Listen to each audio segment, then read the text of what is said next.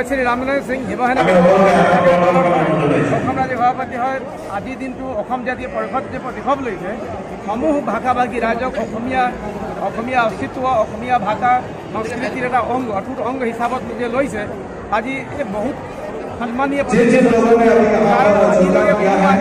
এই তেনেকুৱা পদক্ষেপ লোৱা নাছিলে আজিলৈকে আঞ্চলিক চৰকাৰ গঠন হোৱাটো বাধা পৰিছিল, কিন্তু আজি আমাৰ অসম জাতীয় পৰিষদৰ লগত আমি শিৱসেনা সহযোগ দিছোঁ, অন্য আঞ্চলিক দলবিলাক সহযোগ দিছোঁ। আৰু এই যে আহ্বানটো জনাইছে এই আহ্বানটো 1955 চনৰ পৰা আমি জনাই আছোঁ চবকে।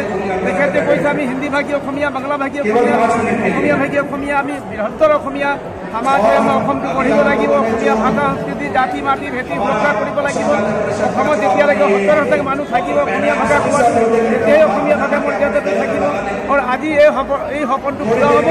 আৰু শিৱসেনা উদ্ধৱ বালা ঠাকৰে হৈ বালা চাহাব যি মাৰ্গদৰ্শন আছে আমাৰ তেখেতে আমাৰ উদ্ধৱ বালা লগ কৰিছিলে আৰু আঞ্চলিকতাবাদী নীতিত আমি কাম কৰিছোঁ। আমাৰ অসম কাৰণে আমাৰ অহা বিধানসভা যিখন চৰকাৰ হ'ব তাত অসম জাতীয় পৰিষদ আমাৰ শিৱসেনা ডাঙৰ পদক্ষেপ হ'ব চৰকাৰ গঢ়িবলৈ। বিজেপি দুৰ্নীতি নচলিব।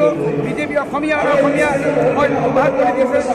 অসমীয়া সদায় ৰাষ্ট্ৰীয় দলীয় চৰকাৰ গঠন কৰিবলৈ সক্ষম হৈছে।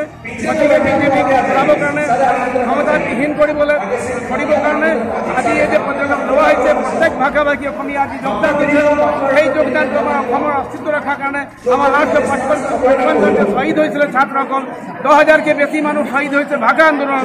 তেওঁলোকৰ বলিদানটো আজি এটা ভাল ৰাষ্ট্ৰত কৰিছে আমাৰ অসমৰ অস্তিত্ব ৰখাৰ কাৰণে। ইমানে সামৰণি দিছোঁ। জয় অসম, জয় অসম।